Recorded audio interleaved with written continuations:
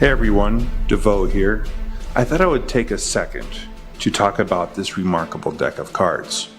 Now what you're looking at right here is some of the original artwork. This was all hand done, hand inked by amazing comic book artist Jay Peteranetz. This took quite a long time to do. All of the illusions that are in the comic book were created by myself and Marius Jr. with help from Enrico de la Vega, James Clark, and I created all of these in 3D for my artist. And then he used his artistic interpretations and created what you see here. The weapons were also created in 3D. There was a whole lot of work that went into this artwork. Now let me show you the faces really quick. Now you can see that this looks very much like a normal deck because it is, with the exception of the custom blades faces, as you can see. And of course we have the custom Ace of Spades and Jokers from character sketches from the actual comic.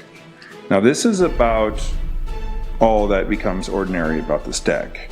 Alright, so we engineered this deck. Spent a lot of time with the artist, the United States Playing Card Company, making this easy for you to lay out. So if you turn it over to where the main character is here, and you open and take the deck out, just like this, the instruction card is on top. This instruction card will tell you everything you need to know about laying out the deck. Also, on the side it has the order of the cards in case you get them mixed up. Now some people are just going to want to shuffle these and throw them on the table and then use it as a puzzle deck, which would be fun too. But we wanted this to be able to be easy to lay out right when you get it. So the first thing an instruction card tells you is to lay this down to your right.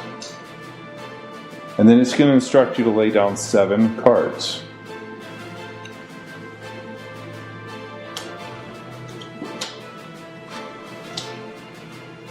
So I laid down 7, and it will tell you to lay down another 7.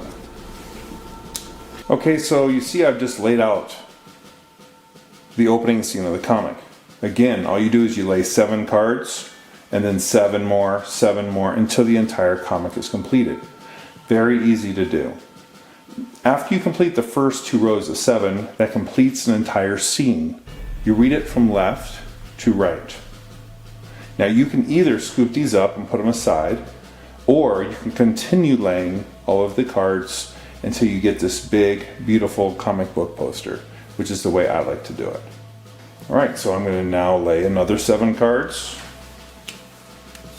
Again, every 2 groups of 7 is another panel, so you read the second panel from left to right, just like the first one.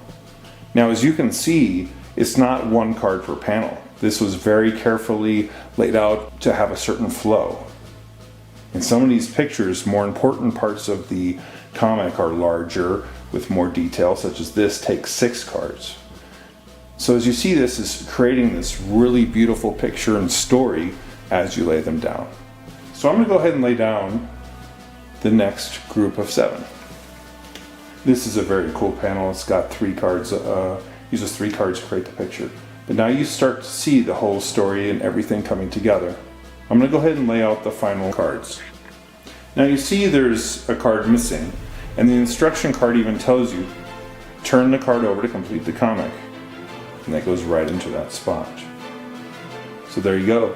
This is the first issue of Magicians Must Die. In a world full of evil magicians, a young card master will bring them to justice. Introducing the world's first comic book series, printed on a deck of playing cards.